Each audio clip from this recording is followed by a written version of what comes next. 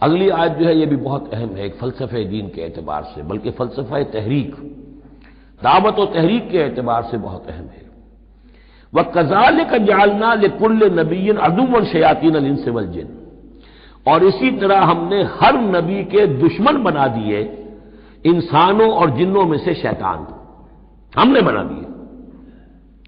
سوچیے، غور کیجیے، نبی کے لیے تو مدد چاہیے تھی، کیوں شیطان اٹھا دیا اللہ نے ان کے خلاف؟ اس کا فلسفہ بیان ہو رہا ہے۔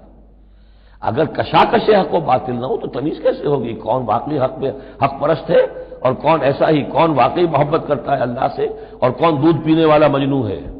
وہ نام کا ہی صرف محبت کر رہا اور ایمان کیسے پتہ چلتا؟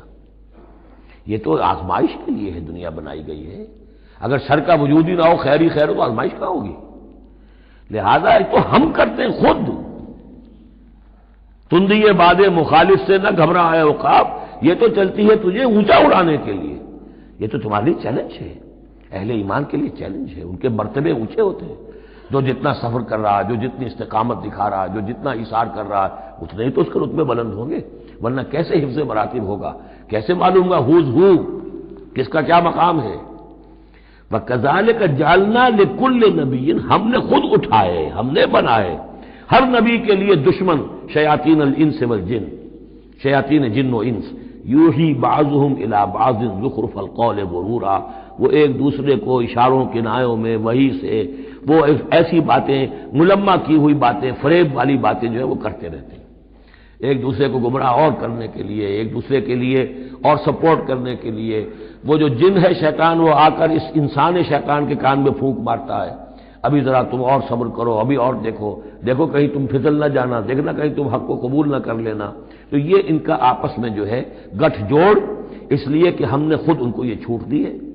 وَكَذَلِكَ جَعَلْنَا لِكُلِّ نَبِيٍّ عَدُوًّا شَيَاطِينَ الْإِنسِ وَالْجِنِّ يُوحِي بَعْضُهُمْ إِلَىٰ بَعْضٍ زُخْرُفَ الْقَوْلِ غُرُورًا وَلَوْ شَاءَ رَبُّكَ مَا فَعَلُوهُ، اور اگر آپ کا رب چاہتا تو وہ یہ نہ کر سکتے۔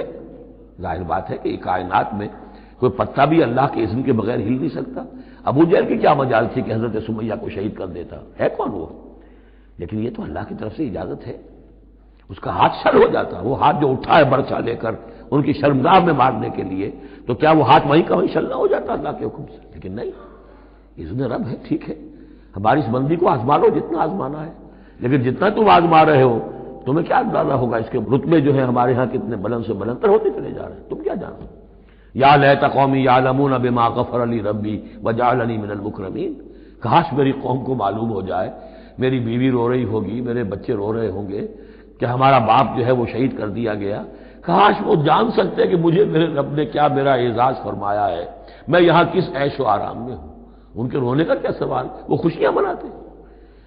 تو یہ صورتحال ہے۔ وَلَوْ شَاءَ رَبُّكَ مَا فَعَلُوهُ فَذَرْهُمْ وَمَا يَفْتَرُونَ، تو چھوڑیے آپ ان کو، جو یہ افتراء کر رہے ہیں کرنے دیجیے، یہ ہماری سنت ہے، ہمارا طریقہ ہے، ہمارا فلسفہ یہی ہے۔